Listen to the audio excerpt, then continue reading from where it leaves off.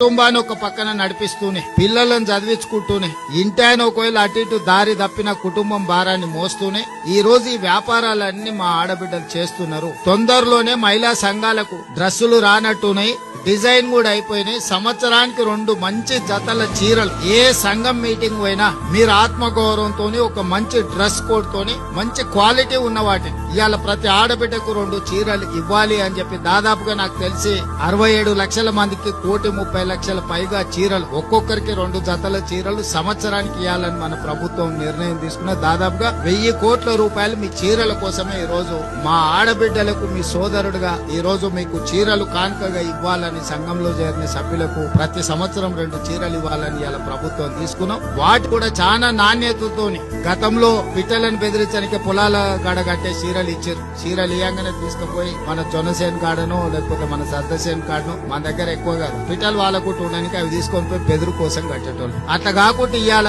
మన సొంత ఆడబిడ్డ పండుగ పూట ఇంటికి వస్తే ఎట్లయితే మనం బట్టలు పెడతాం అంత నాణ్యతతో కూడుకున్న 2 జతల చీరలు సీతక్క నాయకత్వంలో ఈ రోజు మీకు ఆ చీరలు కూడా ఇవ్వాలని మన ప్రభుత్వం నిర్ణయం తీసుకుంది.